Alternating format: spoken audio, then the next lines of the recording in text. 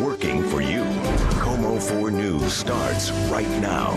24 hours ago, we were launching Air 4 on breaking news for this newscast. This morning, we're still reeling over the crash of our helicopter right outside Fisher Plaza shortly after it returned. 2 beloved colleagues lost their lives. Another man on the ground is seriously burned. We're getting new insight from witnesses, including a woman driving just feet from where it happened. And I just looked in my rearview mirror. I was too afraid to watch it. This morning, the question remains, what went wrong? And will this tragedy signal the end of takeoffs and landings for all helicopters in downtown Seattle? And welcome in on this Wednesday morning. We have Team 4 coverage, beginning with Como 4's Denise Whitaker with the latest on the search for answers in yesterday's tragic crash. Denise, good morning. Good morning. Because the NTSB investigators are based right here in Seattle, they were on scene here where the helicopter crashed within 2 hours of the crash. They immediately started photographing and documenting the wreckage before taking it to a hangar where it will be reassembled and fully examined. Como TV did not own the helicopter, but leased it in a partnership with King. The company that owns it, the Eurocopter AS-350, flew in all of the chopper's records just last night. They brought all of that in for investigators to see. The NTSB also says the companies that made both the helicopter itself and the engine are flying in from Texas. We're looking at everything. We're looking at the environment, the weather, the pilot, the operators in the helicopter, as well as the helicopter itself, as well as the background of all of the above. The NTSB team's also taking into account all witness statements, the noises they say they heard leading up to the crash, what they say they were staring at up above. Investigators are also pouring through photos and video of what happened, and they're looking for any additional surveillance video that they might be able to get from this area right around the Space Needle and Seattle Center. There are many theories as to what caused this tragedy yesterday. Certainly, the NTSB is not going to speculate at all. It tells us that it will have a preliminary report, it hopes, in about 5 days. We are also looking forward to yet another briefing from the NTSB today. Not sure what they'll be able to tell us, but of course, we will be there whenever they have any answers and ask what questions we can to see what information we might be able to get as early as possible, guys. That preliminary report, the press conference later on today, it's a start. Well, we certainly need some answers, but Denise, as you know, it certainly doesn't lessen the pain, but thank you. The Seattle Center has its name for a reason. It is an epicenter for tourists and Seattleites alike. But yesterday, it was the scene of a very public and terrifying disaster. Yeah, Como 4's Kelly Koopmans joins us live with the story of one witness who, as expected, is still shaken up about what happened. Kelly, good morning. Good morning. It was those sounds and those images that will forever be seared in the minds of people who were just maybe even across the street right at Como looking off of the balcony. But even more importantly, the people were out here at the foot of the Space Needle, just perhaps even driving by right as that chopper came down. One woman now sharing her story of how she was just feet away when that happened. Yesterday, Kelly Menno was on her way to work early, not knowing that she was about to come within a few split-second decisions from a far different outcome. Menno actually stopped at the red light right next to the Space Needle. She saw the helicopter take off. She saw it lose control, and then it crashed just a few car lengths away. She couldn't believe what she saw. But in that moment, I couldn't. I froze totally. I heard this just terrible sound. It started to go down really quickly and almost nosedived behind me, and I just looked in my rearview mirror. I was too afraid to watch it. Now, Menno's next thought, of course, turned to that burning fuel and the fireball that was just feet behind her. She swung open her door and tells us she ran. I mean, when it happened, it didn't seem real, and it still doesn't really seem like it happened either. Menno did get home safe. Her car was amazingly intact. Now, hers is just one of the many stories we're actually learning about survival here, but a lot of those people definitely very aware that survival was not the story that came out for a couple of people. On somewhat of a personal note, I want to just describe to you here, you can still smell of that burning fuel here. The sidewalk seems permanently scarred. A lot of people just trying to cope with all the events that happened yesterday and kind of digest their feelings, because it's such a beautiful sight. Having the Space Needle here and seeing something so ugly happen is a sight so many people will not soon forget. Back to you. Absolutely. And those sights you're describing, the smells, the feelings, those are feelings that will never go away. And Kelly, I know you had that feeling. You were down there on the sidewalk in front of Fisher Plaza seconds after it happened, and I know you faced all that shock and disbelief. Kelly, Thanks. thank you. All right, let's show you what's happening here now. This morning, a memorial to those killed in yesterday's crash is growing right here at Fisher Plaza. And we appreciate this. Everyone, from viewers to the mayor, have come to pay their respects. KOMO 4's Theron Zahn is live in our own lobby with the outpouring of both grief and love and what we've learned about the man who also survived this terrible tragedy. Theron, good morning. Good morning. It is just totally overwhelming here. Take a look behind me. You can see the flowers, the notes, the cards, the candles burning this morning, showing the tremendous amount of love not only being shown to the KOMO community, but again to the families of these two men who will never be forgotten. Unchanged. Bill Strothman was what we call old school KOMO, the kind young reporters dream of working with and learning from. And we did learn from him for nearly 30 years. Also active in his church and community, Bill set the example. Such an example, his son Dan followed him in his footsteps here at KOMO. When he would do these stories, he was he was such a kind person, such a great human that he was able to find the human connection in everything he did. Bill leaves behind his wife Nora, his daughter Heidi, his son Dan, and of course his family here at KOMO. Pilot Gary Fitzner was a strong family man too, but a close second, an avid flyer. He put himself through flight school, then became an instructor pilot. And after flying for us in the morning, Gary would go to his full-time job as a composites expert, building planes for Boeing. He really did love to fly, and he did something that, if you're going to go, it's always best to do it what you love the most. We will so miss Gary's wry smile in the newsroom. When tragedy struck, Richard Newman was on the ground in his car, a man known for his tireless efforts to combat HIV/AIDS. He suffered burns to 20% of his body and is currently being treated at Harborview Medical Center. Richard Newman works at Genelex in Seattle and for the Seattle King County Public Health. Now, Genelex released this statement. Genelex grieves with our neighbors in the community and at KOMO and sends our hearts out to all those who were affected by this morning's tragedy. Very fond of Richard and respect his family's wishes for privacy as he recovers. Now, back out here live again, those candles burning this morning, that tremendous outpouring of love. And I have to tell you, personally, from all my time here at KOMO, this is very reminiscent of when all the flowers came down here in this exact same spot for our Kathy Gertzen. And again, we thank you so much for our viewers. We've heard from you on social media and sometimes just on the street, coming up and saying they grieve with us, just taking a moment to put a hand on our shoulders and say thank you. And we say thank you to you because without it, it'd be very hard to get through this, I got to tell you. Yeah, it's really been a remarkable testament to the community here in the Northwest, how so many people have come up to us in the last 24 hours and just saying that they're sorry and that they're grieving with us. And people just keep, right, just like you said, yeah. That barrier between the viewers and us is pretty much gone. Absolutely. Yeah, absolutely. And we just got an email and someone said we experienced this as a community. The viewers are part of the KOMO family. So, Theron, you hit the nail on the head there. Thanks for sharing that, Theron. Yes, once again, keep those coming. We really appreciate any thoughts and memories that you have. But take a look at this tribute here. The Pacific Science Center, just across the street from the crash site, and our KOMO 4 studios lit up their arches overnight. On the Facebook page, they wrote this message, quote, "Like so many others in the Northwest, our hearts were broken by today's tragic accident in our neighborhood. So tonight we light the arches for our friends across the street and send our best wishes to the KOMO family." We appreciate them doing that. And again, we've been overwhelmed with messages of support from government leaders, the community, and so many of you, our viewers. We really appreciate that and thank you. Hundreds of messages of support have been flooding our Facebook page. And if you'd like to share your condolences, you can do it there. Facebook.com/KOMO News. Well, our friends at Cairo 7 shared this picture with us as well. It is the hangar in Renton where our helicopter is normally housed, right next to the Cairo helicopter.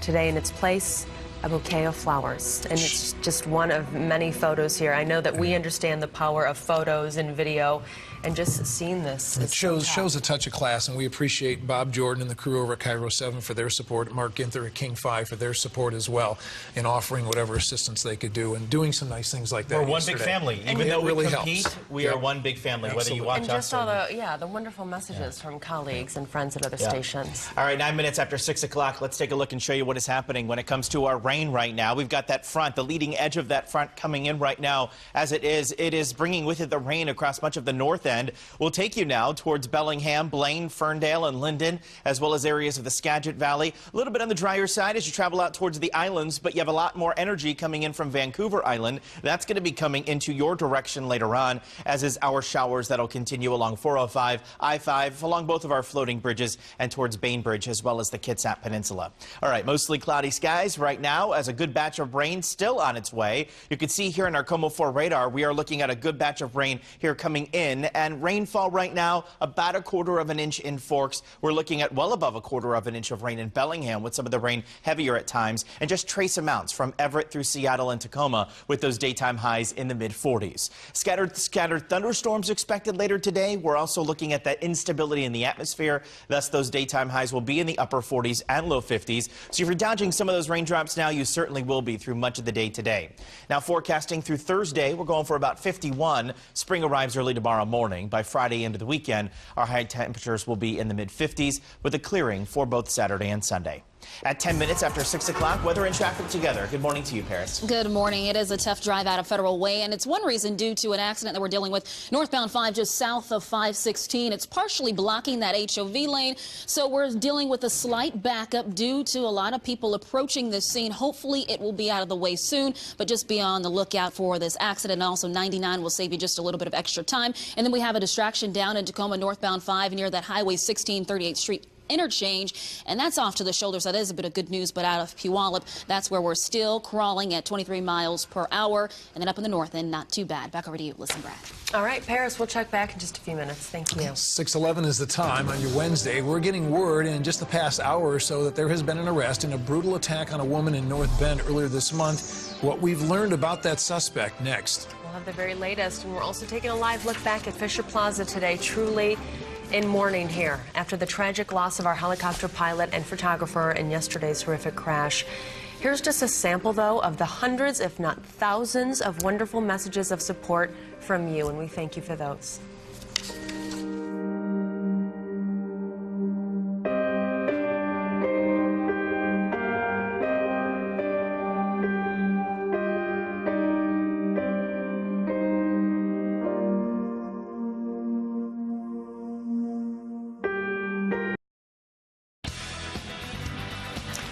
Welcome back at 6:15. Well, overnight, Boeing announced another significant order for its new 737 MAX jet that will be built at the Renton plant. South Africa's Comair Limited ordered 8 of the more fuel-efficient planes.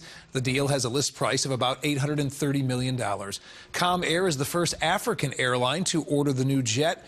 Boeing says it now has orders for 1,800 of the new 737 MAX airplane. Today, the government is expected to announce a $1.2 billion settlement with Toyota. At issue here, whether the company misled regulators about what it knew about the cars that suddenly accelerated. This 4-year criminal investigation also examined allegations Toyota initially misled federal authorities after complaints about the acceleration became the source of controversy in 2009. Under this settlement, Toyota will avoid criminal charges. Well, the stock market recovery we're seeing on Wall Street looks like it will soldier on. Stocks have rebounded strongly the last 2 days after last week's biggest sell-off of the year.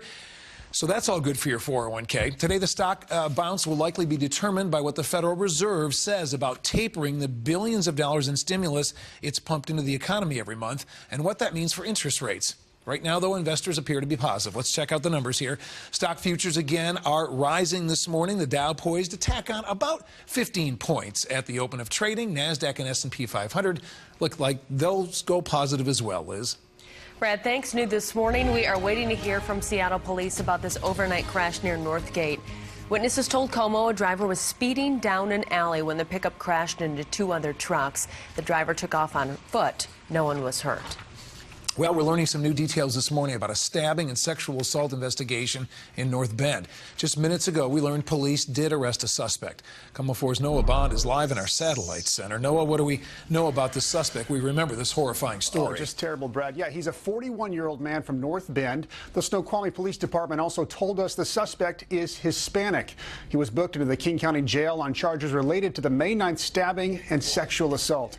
The victim is a J. Berry's employee. Now, she was walking out the back door of the business on May 9th.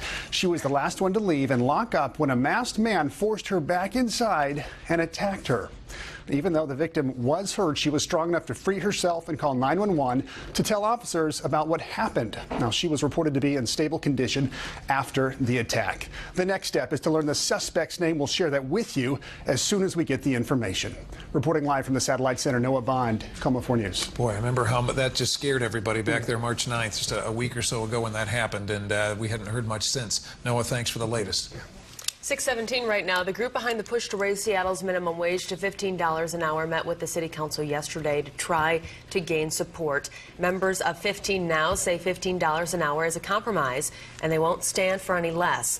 They say it will lift workers out of poverty. Members claim it takes $18 an hour to afford a one-bedroom apartment in Seattle. The demand for 15 is at its core a demand for dignity and for respect. The group says it will not accept any loopholes, tip penalties, or subtractions for health care and pension benefits. Well, there are some people in Florida and Maryland waking up on this Wednesday with some serious quitting money, you could say. That's where 2 winning tickets were sold for last night's Mega Million jackpot. The $400 million prize was the 6th largest lottery in U.S. history. That's a whopper. If the winners choose the lump sum, they'll get about $112 million each before taxes. We're still waiting to hear where $1 million winners were sold. That's pretty exciting as well. Don't know if anybody around here won that one. I always feel like I feel like we hear a lot about New Jersey and Florida. Why not Washington That's the East State? Coast bias, right? I guess. Why not Washington State? No, it's true. You barely hear it. Or if you do hear it, it's from some rural town. So yeah, who knows? I mean, you gotta bring it back to Seattle. You gotta do it. Absolutely, yeah. We are trying. We bought a lot of tickets yesterday. We so tried. we'll $11. See. Here you go. Maybe we'll win 47 cents like we did last time.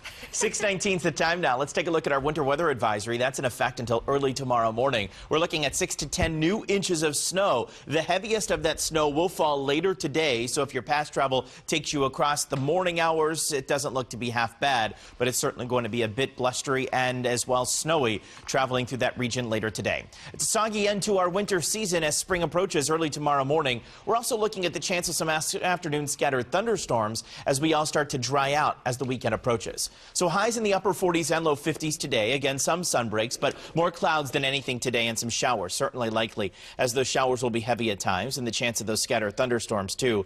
Highs in the upper 40s to about 50 in Maple Valley, 51 in Federal Way, 49 in Linwood, at Paulsbo about 47.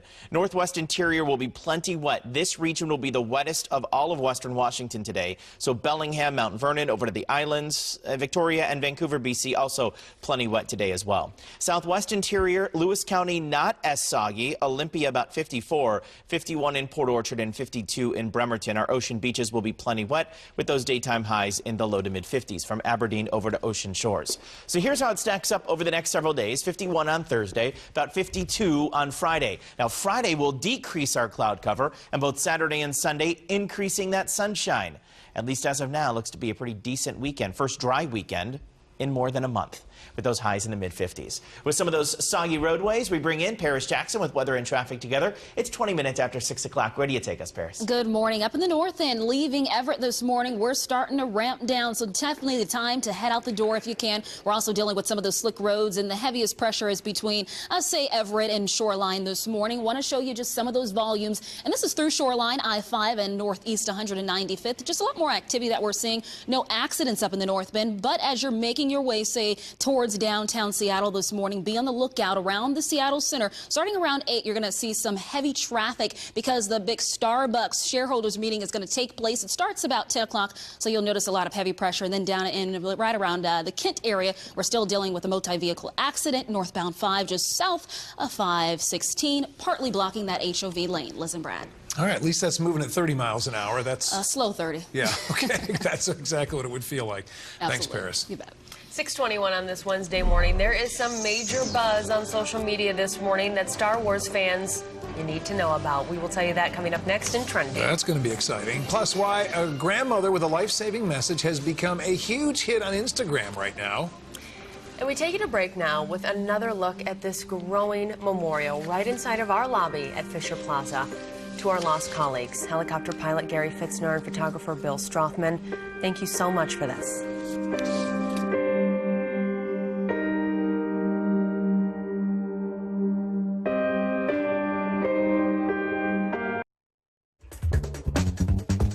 624, welcome back. Let's take a look at news trending online right now. Well, the internet lit up last night with news about the new Star Wars sequel, direct from Disney's CEO. He says director J.J. Abrams will begin shooting Episode 7 in May, with the film to be released in late 2015. The new flick will be set 30 years after Return of the Jedi.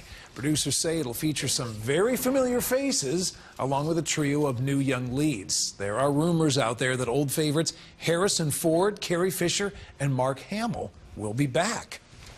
An 80-year-old grandmother from Indiana is becoming an unlikely and touching star on social media. She's simply known as Grandma Betty.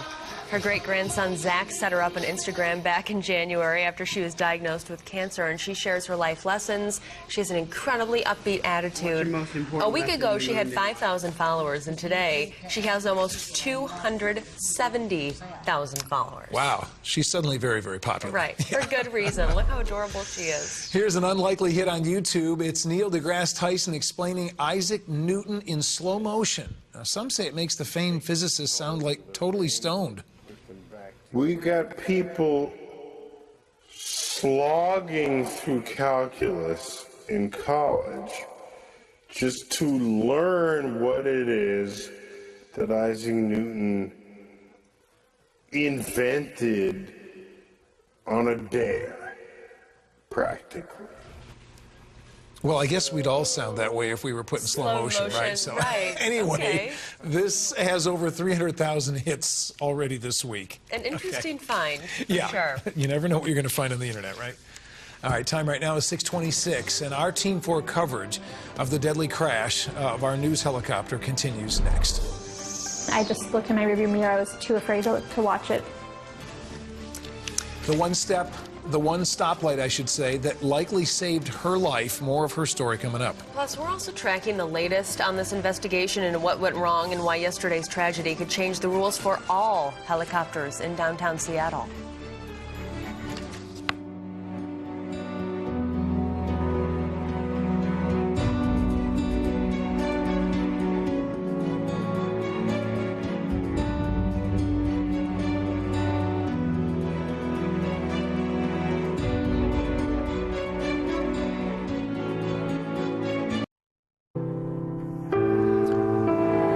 Welcome back on this Wednesday morning at 6:30 as you are looking live at our home, Fisher Plaza.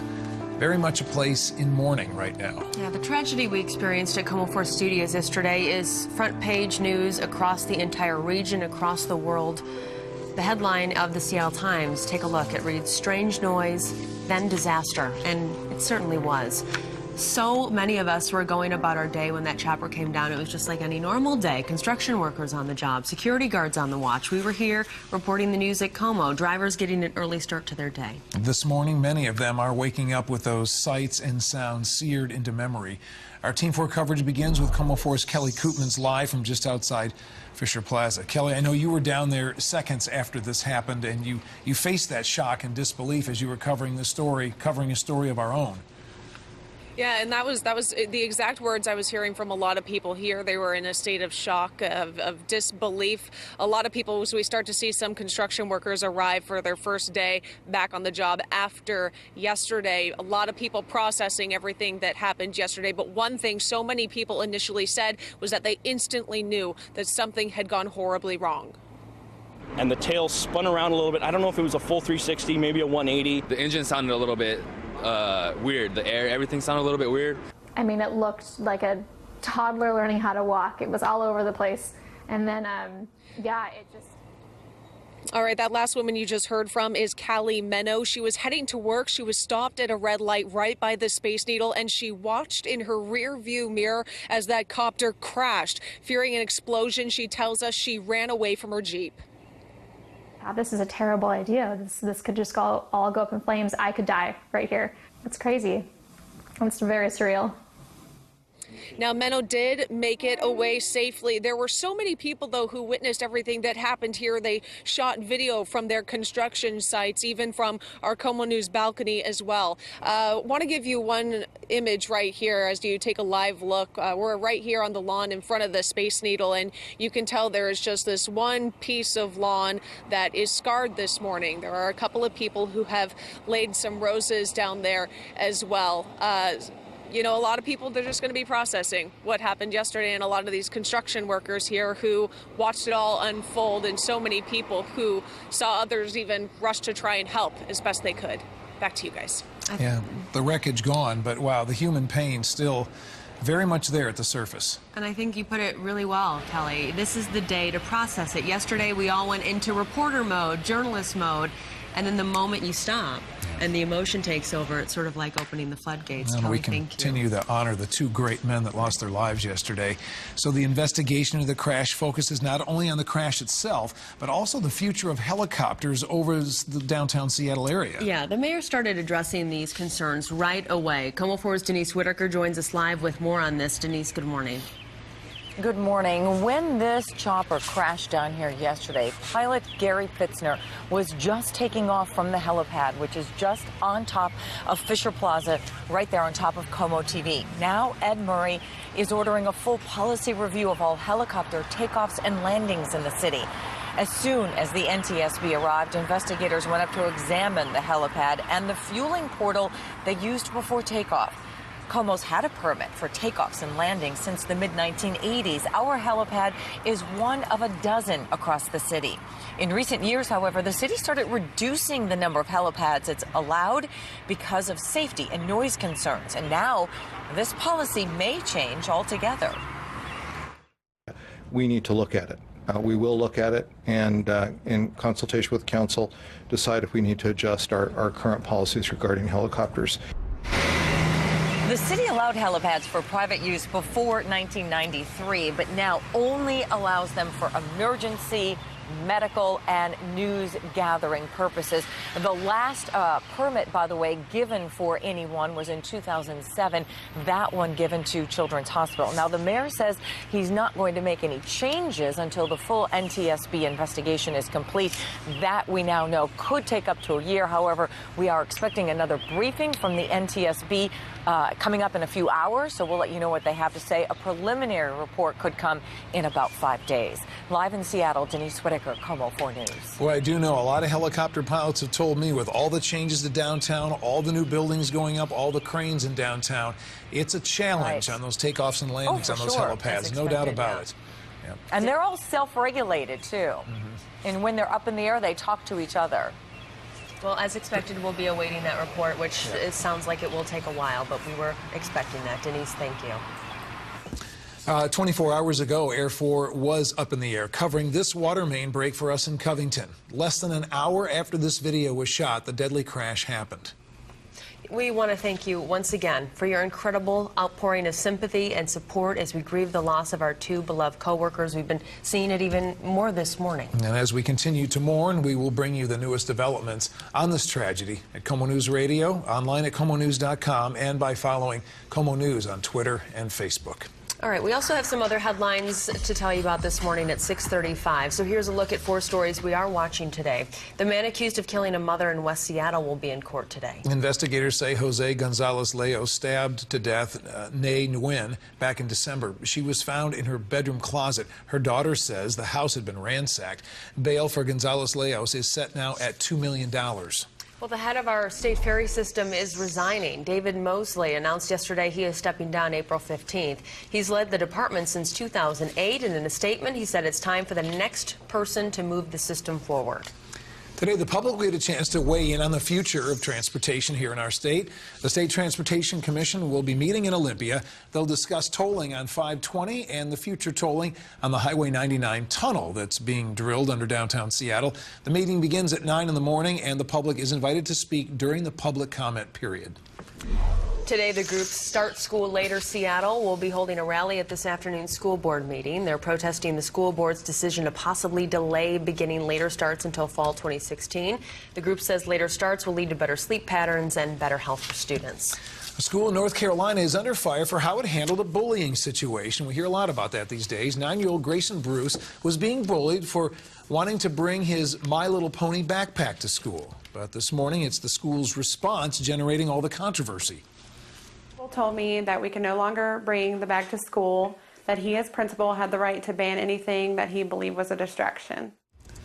The school district told ABC News our schools take any allegations of bullying seriously and work diligently in all cases to resolve the issue in the best interest of students. But Grayson's mom says it's not enough. For now, Grayson is being homeschooled where he can have any backpack he wants. Well, this beautiful Victorian-style home in California can be yours for, how about this, just $1. Of course, there's a catch. The new homeowner will have to move it. The city of Riverside bought the property just a few years ago in hopes of improving the neighborhood. Some estimate the cost to relocate and then rehab this Victorian home could run up to $1 million. City officials say they actually do have one very interested buyer. So, someone who is in for the challenge. Yeah. Wow, Fixer-upper, if I've ever seen one. Right. You got to move it, you got to fix it up. Man. It'll cost you $1. Got to have the passion to deal with that. Absolutely. But hey, I guess if you think about it and you pick the perfect property, it can be worth a lot of money. There you go. Right? All right, my friend, let's get spring in the door here. All right, let's do it. Spring arrives shortly before 10 a.m. tomorrow morning, but our last full day of winter will be on the wet side and snowy side as you're traveling up to our mountain passes. If it's not raining where you are, it will through the day today, so be prepared for that. Here's a live view on our KOMO 4 radar. We'll zoom in a bit closer now to the north end, where it's really coming down. More than 1/4 of an inch of rain from Linden to Ferndale, also Bellingham, as well as northern areas of Skagit County, Mount Vernon over to Anacortes, also dealing with that wet weather as a series of disturbances offshore will continue to roll through from Kirkland up through Totem Lake and across both Lake Washington to Seattle over to Shoreline and down south through the Renton S curves. It is plenty wet as well. Few passing showers now into Tacoma, but South Enders, you are also going to be dealing with some of the heavier rain come the mid-morning. Here's a live view of a murky vantage point from atop the Columbia Tower at 45 degrees. That wind is out of the south at 9 miles per hour. Humidity's at 90%, obviously, with all the moisture in the atmosphere. Mid to upper 40s along our ocean beaches, 44 in Port Angeles. Our ocean beaches will be in the mid-40s from Everett to Seattle. We do have that front rolling through during the day today. It's going to increase the rain. It's also going to be giving us the chance of some scattered thunderstorms as well, as the atmosphere will be a bit unstable. So highs will be in the upper 40s in Port Angeles to Friday Harbor today. Everett at 47 with low 50s in Seattle. Again, the wettest spot will be from Friday Harbor over to Bellingham and through the Skagit Valley. 51 Thursday, 52 on Friday. See how we dry out? It's looking good as we head closer to the weekend. Your 7-day outlook coming up in just a bit, but with weather and traffic together, we take a turn to Paris Jackson. Good morning. Good morning. We're still dealing with a pretty slow-going drive out of a Federal Way. We still have that crash northbound 5 just south of 516, but it looks like it's starting to wrap up and not partially no longer blocking, and actually it's moving. It was partially blocking that HOV lane, but it's still a slow drive if you're leaving Federal Way, and just a slight backup, just ever so slightly, from about 296 this morning. And then if we take a look at those S-curves, you can see we're crawling at 20 miles per hour. So definitely want to get a head start to your commute if that's the route you take this morning. And then a quick alert for you, a heads up at 10 a.m. this morning. 520 is going to open for that marine traffic, so expect those 30-minute delays and jump on I-90. But right now, at the moment, our bridges across Lake Washington look great. Back over to you guys. All right. Well, it's not bad at this hour. Not too bad. All right, Paris, we'll check back. Thanks. 6:40 on this Wednesday morning, we continue to mourn the loss of our beloved colleagues in a helicopter crash right outside Fisher Plaza a little over 24 hours ago now. Still ahead, a closer look at their lives and the massive impact they had on ours, and how the other victim, a man hurt on the ground, how he is doing this morning as well. And again, thank you for the outpouring of love and support, flowers, cards that keep coming in. A quick check on Wall Street. The Dow giving back about 8 to 10 points here in the first 11 minutes of trading here. And some of our bigger companies that we track for you, too, are taking a bit of a ding this morning. We'll be right back.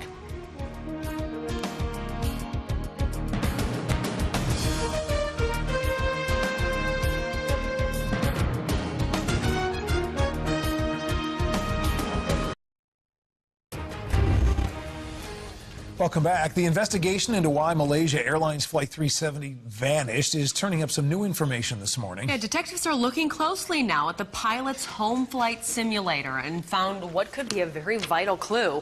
Files on the pilot's flight simulator were recently deleted, and right now, investigators are trying to recover those missing files.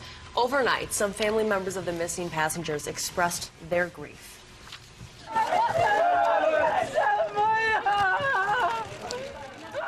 This video was captured in Kuala Lumpur. Now, the family members of passengers were holding signs to protest how Malaysian Airlines and the Malaysian government are handling this situation. All right, back now to the tragic helicopter crash right here at Fisher Plaza this morning. Those killed are being remembered with an outpouring of love, even in our own Como lobby here. Yeah, and it's been wonderful to see as the community has really stepped up to show they care. Como 4's Theron Zahn joining us live now from that growing memorial outside. Theron? Good morning. Yeah, you can see behind me the flowers growing here. Pictures as well. You can see Bill Strothman here, incredible photographer. We're going to hear in a short time about his amazing contribution to Como over the years. But take a look at some of these messages here. Thanking the Como family today. Again, these flowers left by viewers coming by, taking the time to come down and make their feelings known. We'll all miss you here on this plant, and you can see candles burning this morning for the two colleagues we lost on one of the darkest days here at Como. Pilot Gary Fitzner loved to fly almost more than anything. He was an instructor pilot, and after covering breaking news for us in the morning, Gary would go to his full-time job as a composites expert, building planes for Boeing. His family came first, but the clouds were never far behind. He was, to me, he was a very dear brother, and he just always tried to take care of us. Gary, we also will miss your wit and smile on the ground and in the air. When tragedy struck, Richard Newman was in his car. Newman is known for his work combating HIV/AIDS. He suffered burns to 20% of his body and is currently being treated at Harborview Medical Center. Richard Newman works at Genelix in Seattle and for the King County Public Health Department. Genelix released this statement. Genelix grieves with our neighbors in the community and at Como and sends our hearts out to all those who were affected by this morning's tragedy. We're very fond of Richard and respect his family's wishes for privacy as he recovers. And also, you saw that video there of the other cars involved. I can tell you that the other people in those cars thankfully and miraculously escaped injuries, so they were unharmed. And also, we want to send out a big thanks to all of our viewers because you guys have been just incredible, reaching out again with all these flowers here, the notes on social media, sometimes just calling us personally, or even in my own neighborhood, just offering that the condolences, and we very much appreciate it. It's a story, often a tragedy we cover somewhere else came to our front door just yesterday. Pretty amazing. And So the texts and powerful. emails just keep coming in. Right. Yeah. All right, Theron, thank you. Well, photographer Bill Strothman spent nearly 30 years in our newsroom, a colleague, mentor, and friend to so many of us here at Como. Eric Johnson has more on an admired man. Bill Strothman loves stories and pictures and people, not in that order. For almost 30 years, he carried around a camera and a smile, and he told stories, beautiful stories that he took pride in, and we took pride in them too. He shot these pictures. This is vintage Bill Strothman. 84th and TMB, affirmative, in Totem Lake. If Rick Talley answers your call, Okay, no sweat. you're in luck. He's the guy who lets you see his heart. I guess that's the way to describe Bill. He's a great photographer. He's a great storyteller. He feels it in his heart. He sees it in his eyes. He thinks it in his head. And I miss him already. I miss him. I just can't fathom it. I just can't fathom it. He shot this video, clean, sharp, creative. You only get stuff like this because you love it. Bill was damn good. He was our eyes and your eyes. He had a feel. Bill Strothman had a great feel for the business. Oh, there. Woo! Here it is, Wesley. Bill, hold on. Unchanged. And I'm not nearly as good as my dad. Like, I never will be, but I still am doing what I love. Bill liked to talk about his craft, to get into the guts of a story. He loved the give and take of the photographer-reporter relationship. If Bill told you it was good, that it touched a part of him, then you could believe it was good. When he would do these stories, he was he was such a kind person, such a great human that he was able to find the human connection in everything he did. He was involved in his church. He was involved in his community. He was a man of principle. Everybody knew that. Always with a grin, a twinkle in his eye, something thoughtful to say. He leaves behind his wife Nora, his daughter Heidi, his son Dan, and of course his other family here at Como. A couple years ago, Bill retired, but when it's in your blood, when you love cameras and stories and people, you can't stay away. And so he didn't. He came back to fly in Air 4 for a little extra cash and a little extra adrenaline. It was like a homecoming every time he worked these last few years. It felt like home. How do I think Bill wants to be remembered? As a guy who loved what he did, as somebody who made a difference, and as somebody who was a friend. Yeah, Bill never really retired. He went on to work on documentaries because he loved journalism. He started a production company as well called Glass Mountain Video. Boy, will he be missed in this place. Absolutely. So many people worked with him and had the pleasure to work with him and know him. And again, we just thank you so much. We just keep seeing these emails come in. Some people are sending all their memories, and other people will just send a line, and some people just walk up to you and hug you. So very moving. It's very moving. And thanks to the area businesses as well, across Fisher Plaza and across Seattle, sending food, sending things in to keep us happy. It makes you feel like you're not alone. Yes. 10 minutes now to the top of the hour. Let's take a look and show you what's happening across the region, where we're looking at those temperatures now. Low 50s as you step out the door later today, but right now we're in the low 40s, 43 in Maple Valley, 42 in Bellevue, 43 in Federal Way, 43 in Belfair, and low to mid 40s now in Shelton. The breeze is picking up, certainly along our ocean beaches and in Bremerton at 15 miles per hour, so that's the leading edge of that front that's going to be coming through during the day today. It's going to be kicking up our wind. It's going to be giving us another round of rain. You could see the steady batch of energy off the shore of Forks right now, and you could see all of that activity is going to be heading our way. The snow atop the Olympics as well as the Cascades.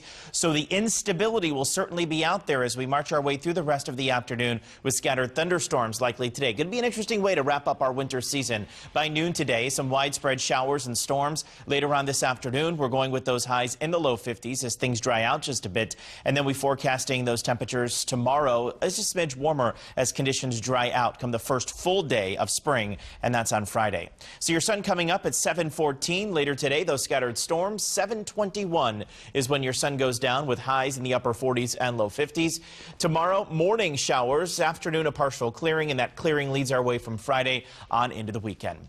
At 9 minutes to the top of the hour, that's your weather forecast. With weather and traffic together, Paris, what's happening out there? Well, all of our blocking problems are now out of the way, but we're still dealing with some slick roads this morning up in Everett. I-5 and Marine View Drive, and you can see Everett to Seattle, 57 minutes, and it's continuing to climb. So it's a good idea to head out the door. We're also seeing some showers around the downtown. As you can see, it's not significantly slow along that stretch, but it will start to ramp up. No pressure, too much pressure across the West Seattle Bridge. But then we're dealing with a crawl along the S-curves all the way through Newcastle this morning, and then you start to see some of that slowing towards downtown, approaching that West Seattle Bridge, and it's very slow leaving Tacoma this morning. Back over to you. Looks like the usual suspects. The usual suspects for this Wednesday. All right, it's 6:52. Today, Seattle is mourning the death of a former city councilman and journalist as well. Yeah, Jim Compton served on the city council from 2000 to 2005. Before his time there, he spent 13 years as a well-known reporter at King 5. He died of a heart attack Monday. Jim Compton was 72 years old.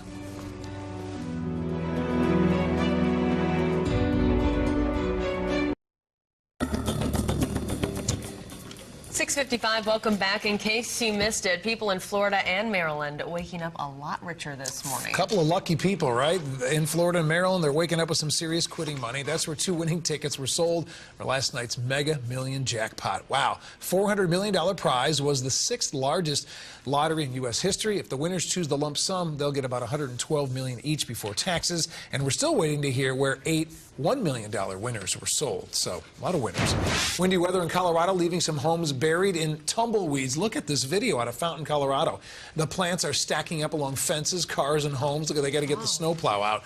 Residents can't get out of their driveways because of all the tumbleweeds, so city and county officials are working on plans to clear those streets and highways. Never seen anything like that. Today, Washington State will have an official state waterfall. Governor Jay Inslee will sign a bill that gives the designation to the Palouse Falls in southeastern Washington. That measure passed through the House and Senate after the idea was suggested by elementary students at a nearby school. Well, our video of the day here, we leave you with this. Something we got from our friends over at King 5 TV. Yeah, as we've been mentioning, we share a helicopter with them throughout the day. Air 4 was up shooting for them as well as us yesterday morning at the time when the crew spotted the helicopter flying past a beautiful rainbow. Thanks again to everyone who has shared their sympathies in the loss of our colleagues. It helps ease the pain. We appreciate it.